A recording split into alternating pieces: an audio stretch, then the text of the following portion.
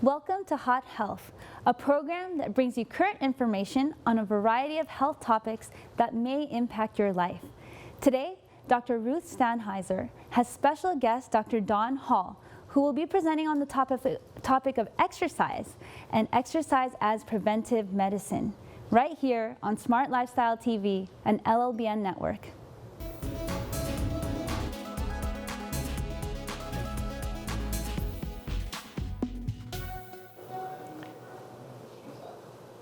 Dr. Hall, it's a pleasure to have you here this evening and being willing to share with us on a hot health topic, the hot health topic of exercise. Can you tell me a little bit about your background? Well, I've always been an active person. I used to climb mountains. I was in a mountaineering club. Later on, we started a running club here in Loma Linda, in fact, and the Loma Linda Lopers. The Loma Linda Lopers. And we had fun running and doing marathons and all kinds of crazy things. But I found that exercise is one of the best things in the world for improving a person's health. And I think all of these things helped me to see it individually and then see it in other people as we worked with them. So you took your interest in exercise and health and you did something with it. Tell us what you did to get to where you are now. Well, one of the big things, of course, was graduating from Loma Linda University right close by. And that gave me the preparation. I went home and we started working with groups, with school districts, with companies, corporations, and doing corporate wellness programs. We found a big interest. Employers are wanting to know what can they do to keep their employees healthy, productive, keep their health care costs down. And so we would start wellness programs. And we worked with companies like Nike and Intel Corporation and a lot of large companies in the Portland area, and then it went national. And for the last 35 years, we've been working with companies all over North America and now up in Canada and overseas as well, and running wellness programs for their employees. So I understand that this evening you're going to bring that expertise and share the hot topic of exercise and health. That's right. I like to think of exercise as medicine. In fact, the American Medical Association has recently put together a program for training physicians to recognize the benefit of physical activity in being a medicine for heart health and for preventing cancer and keeping the bones healthy and preventing osteoporosis and a lot of things, because it is a very powerful medicine. Well, I'm sure our viewers want to share your enthusiasm. Well, let's jump right into it. We'll start here with these slides and talk about the different aspects. The first thing is, of course, coronary heart disease. Coronary heart disease is our #1 cause of death, as you know, in the United States. And so keeping the heart healthy is important.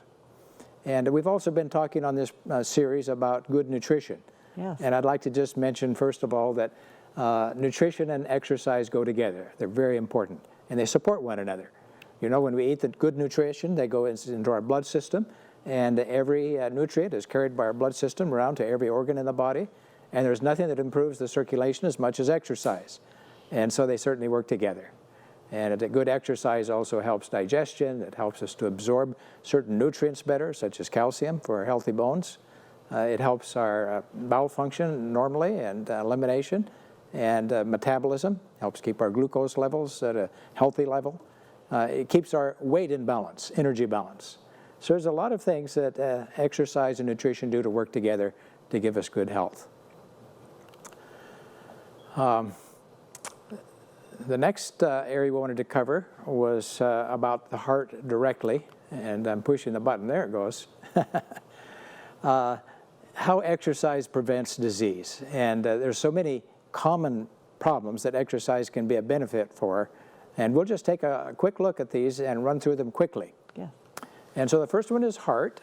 Of course, we've noticed for a long time in research that active people have stronger hearts, they live longer, they have fewer health problems, and so exercise is very good for the heart.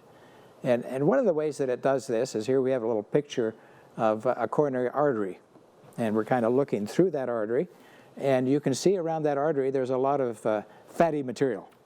And as the artery wall gets thicker and thicker, of course the opening gets smaller, and it's hard for the blood to get through. And that's the real underlying problem of heart disease and stroke. And we need to keep those arteries open, and that's one way that exercise helps. One way that it does is it reduces inflammation. And inflammation is the underlying process that causes the atherosclerosis, the buildup of fatty material in the arteries, to develop. Another way that it helps is it helps to lower and change the blood lipids, the fats that are in our cholesterol. And one thing that exercise does is it increases the HDL, the good kind of cholesterol, so that the HDL level goes through the arteries, picks up the excess fat and cholesterol, and deposits it to the liver, and it's excreted in the body. So exercise then just actually helps to open up those arteries, to clean them out. And so a good diet plus exercise, best thing you can do for a healthy heart. Exercise also helps to lower the blood fat levels, which is also part of this process, and it helps to lower the blood glucose levels, which again, as we know, people who have diabetes, the primary problem they have is with circulation and the arteries clogging up. So exercise is very protective to the heart for those reasons. And in this chart, we can take a look, and just a very simple chart, and we'll have several charts like this. And on the bottom, we'll talk about different levels of exercise. And then up on the left-hand side, you'll see the relative risk of different diseases, in this case, heart attack. Well, you can look down here at hours of walking per week and the risk of having a heart attack. And it's a very easy graph. People who don't do any exercise have the highest risk. Even if they just got 1 hour a week, notice that it dropped almost a one quarter, and down to 3 hours per week. Cut the risk of heart attacks in half. And if you get more exercise, you still get some benefit, but you notice in that first 3 hours a week is where you get the most benefit. And that's kind of good news. You don't have to run marathons. Yeah. If you can just get out and do a half an hour or more a day, it can do a big difference. It is good news. It is good news. So when you talk to your friends this week, share some of this information and say, I can tell you how you can cut your risk of heart attack in half. They say, well, what do I do? Well, it's easy. You just have to walk a half an hour briskly every day, and you cut your risk. So that's what we mean, exercise is preventive medicine. Our second leading cause of death is cancer. And sometimes cancer even seems more dangerous or whatever. We think we can't do anything. But exercise also helps to keep the body healthy and prevent cancer. For people under the age of 85, cancer is actually our leading cause of death in the United States. So it's very, very common. And just like for the heart, we find that fit people have lower risks for cancer as well. And here's a very interesting study. It was done on 144 million men and women over 17 years. Very large study, very well done. And they simply looked at the level of physical activity of those people during those 17 years. During that time, there was 187,000 cases of cancer. And then they looked at the exercise level and the risk of cancer, and they found that exercise was protective against 13 cancers. 13. Very amazing. Here you can see the list of them. We won't go through each one, but you can look there and see that 13 cancers significantly lower in those who get regular exercise compared to those who live a more sedentary life. So it's a very positive thing that you can do for preventing cancer. We'll just look at it specifically at a couple of other cancers. This is, of course, breast cancer is the leading cause of cancer, most common cancer in women, and too common. Common. And one of the positive things you can do to lower the risk is to exercise. In this study, they actually put people on a treadmill, and this way they can find out how fit they are.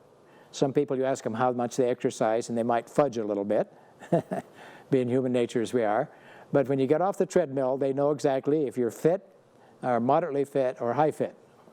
And so you can see in this graph, those who had the low fitness levels, their risk of breast cancer, if they got moderate exercise, which might be a half an hour or so, walking briskly a day, and those who were really highly fit, maybe they were runners, maybe they exercised a little longer, and notice the risk of breast cancer came down by 1/3 to over a half in those active people. Right. So a very positive action you can take in preventing breast cancer is being fit. Colon cancer is the second leading cause of cancer death for both men and women combined. And a little chart showing the same thing. Again, people who were on the treadmill, and those who were most active and most fit, and then moderately active, and then inactive. And notice on that inactive group on that chart how that climbs so quickly. Even going from inactive to moderate activity, that's where, again, you get most of the benefit. So exercise is a positive way of preventing that cancer. And the last one we'll look at here is pancreatic cancer. If you've had family members or friends who've had pancreatic cancer, you know that it's pretty deadly. And there's not a lot of treatment for it. The treatments there are not very effective. And so it usually ends up as the person dying. So this is good news because it shows that exercise can be helpful in preventing it. And this is from the Nurses' Health Study. Over 117,000 women, 46,000 men. And again, they looked at their exercise level. And you can notice those who didn't get much, less than 20 minutes a week.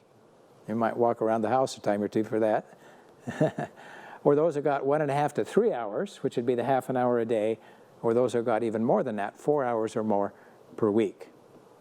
And notice that significant drop. Again, cut the risk of getting pancreatic cancer in over half. So that's encouraging, and it's good news to know that we can actually do something for preventing cancer. The American Cancer Society gave several reasons why exercise may be a good medicine for preventing it. It lowers your blood fat levels, and we know if your fat levels go up, that increases your risk of cancer. It lowers insulin resistance. A lot of studies show that if your insulin levels are high, your risk of cancer is higher. Modifies certain hormones. It increases antioxidants. The exercise itself causes the body to produce an antioxidant and lowers the risk due to that. And then the last one they listed was it enhances your immunity.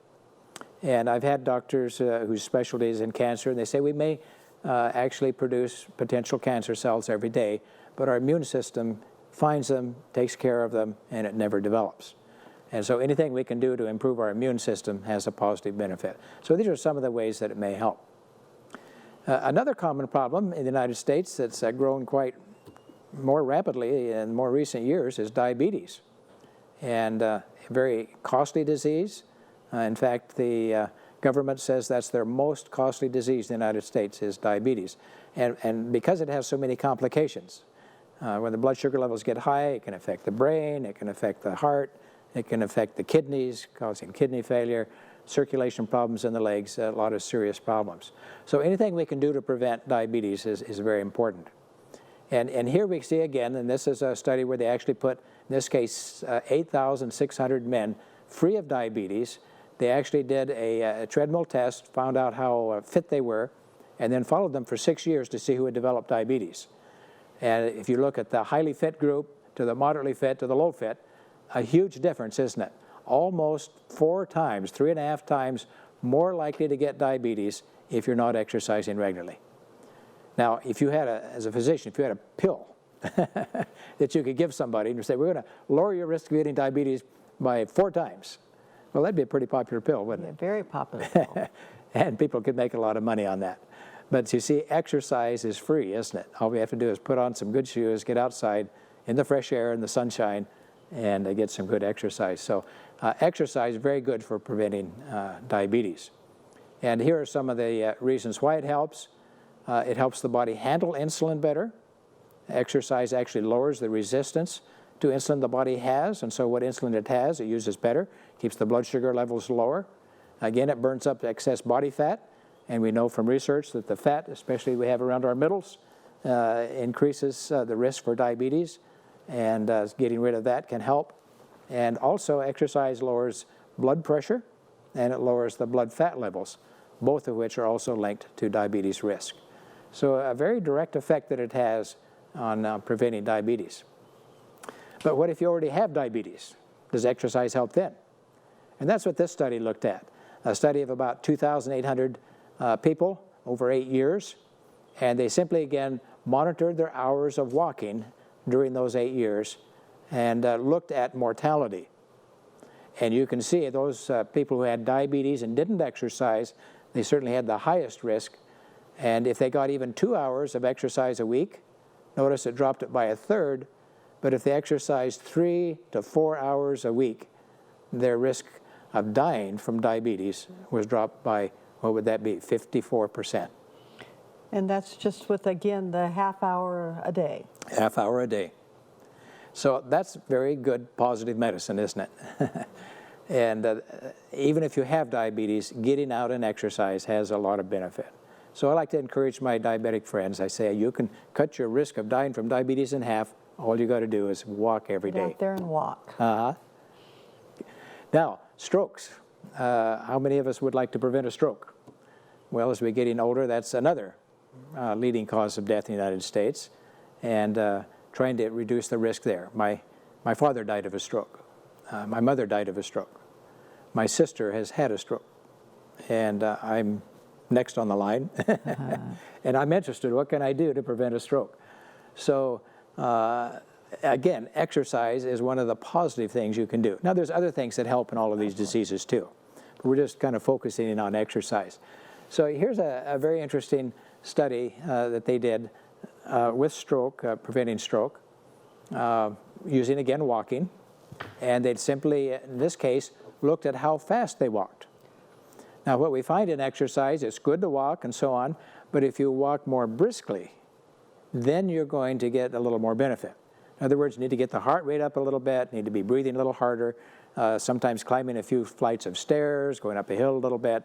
All of that has a little more benefit. So notice that those who walked less than 2 miles per hour, that's pretty slow, isn't it? That's kind of a stroll, not really a walk. And they had the highest risk of stroke. And then those who walked faster, but it's not a lot, just 2 miles an hour, it'd be a mile every 30 minutes. That's not hard, most people can do that, but it cut it by almost a fifth. And then those who walked really briskly, 3 miles per hour, that'd be a mile about every 20 minutes, they cut the risk of stroke in half. I think that you're moving quite quickly when you're going a mile in 20 minutes, though. That's a good, nice walk. That's about what I do now at my age. When I was younger, I used to jog and do it a little faster when I was a loper. But a good brisk walk, a mile every 20 minutes, and notice that has a big effect on reducing the risk of stroke. And what it does is it simply keeps the arteries healthier. And when they're healthier and stronger, and as you exercise, as we're going to be talking about here in blood pressure, when you exercise, those arteries have to open up. You know, they're muscles too. And as you exercise to get more blood to your legs and the muscles that are working, they get bigger, they extend, and then they retract later. And so this opening and closing and opening and closing keeps those arteries distensible, keeps them strong, keeps them healthy. And when they're soft and can open up like that, then that keeps your blood pressure lower as well. Now, blood pressure is a bigger problem than most people realize.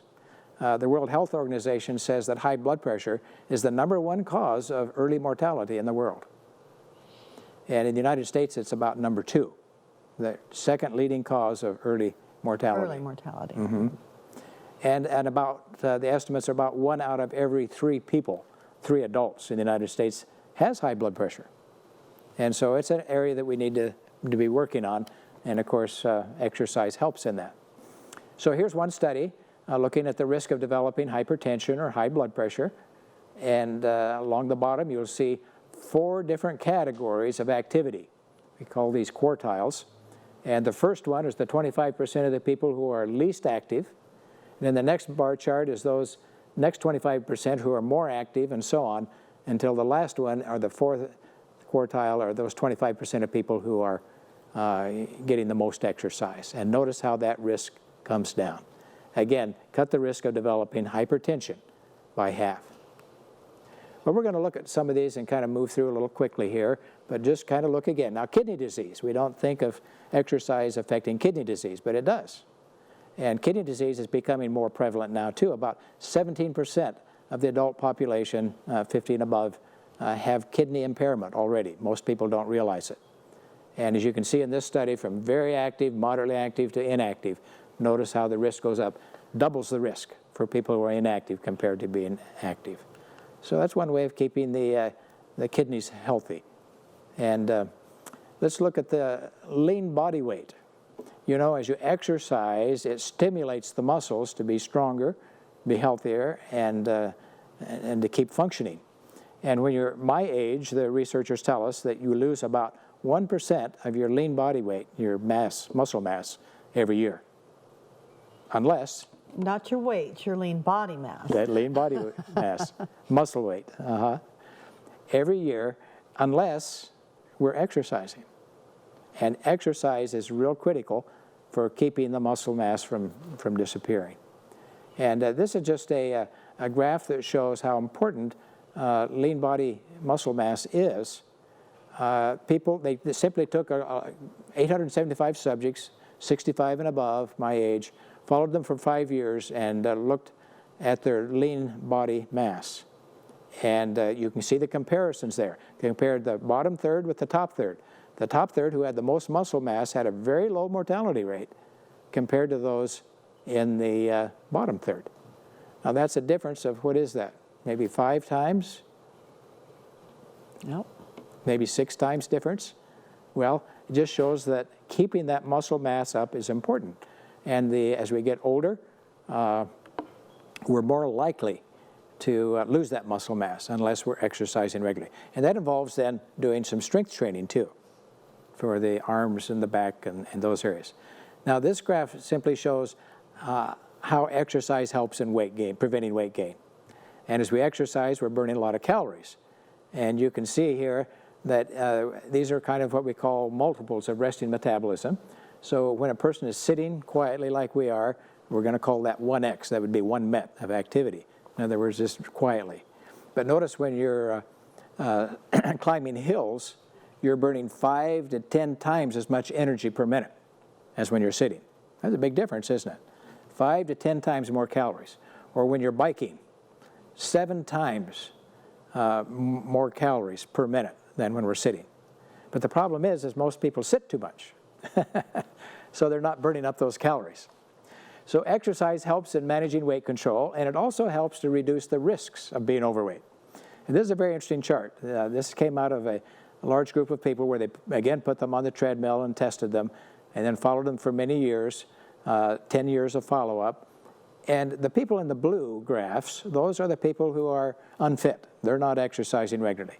And notice as you go from normal weight to overweight to obese, what happens? Well, their risk goes up. And so there's a 50% increased risk of dying from any cause in the sedentary group. But notice in those yellow charts, as you go across, those are the people who are exercising regularly. Those who are normal weight, overweight, or obese, the risk doesn't hardly change, does it? And so everything bad that overweight does for us, exercise seems to counteract. Our blood pressure, our blood glucose levels, HDL levels, all the different kinds of things that weight makes bad, exercise reverses that. And so I tell people in our corporate programs, if you can't get skinny, at least get fit, and your risk comes down. And that's what this graph shows. It's very interesting. They compared people, years of life lost, and this is a large study, almost 2/3 of a million people, and followed for many years. And they looked at how much they were exercised and their weight, and looked at how early they died. And notice that one group on the right, they have a normal weight and are active. So of course we use that as the comparison. But notice if they were overweight and active, they didn't have any increased mortality either. Even if they were obese but active, there was just a small increase. And then notice that last graph, people who had a healthy weight but were inactive, they lost nearly 5 years of life just from the lack of activity.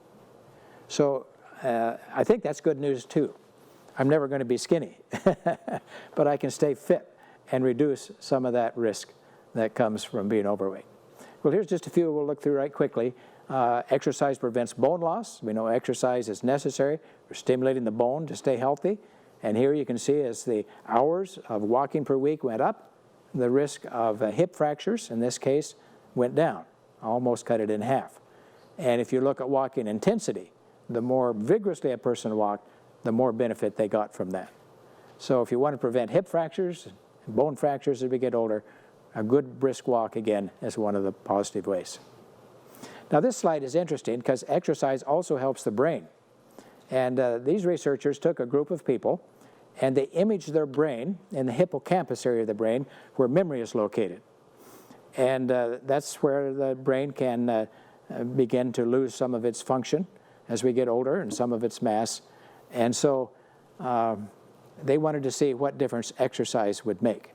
Again, at my age, most of us lose about 1 to 2% of our brain mass each year. Not very good news. No, it's not good news. But the good news is if you look at the exercises, so then they divided the people into two groups. One group, they said, well, you just do stretching exercises. And then the other group, they said, we want you to walk, get your heart rate up, breathe deeply, and so on, and see what it does. At the end of the year, they imaged again using the MRI to look at the brain, and here's what they found on that red group. The controls, who were doing the stretching exercises, sure enough, they lost 1.4% of their brain mass, as expected.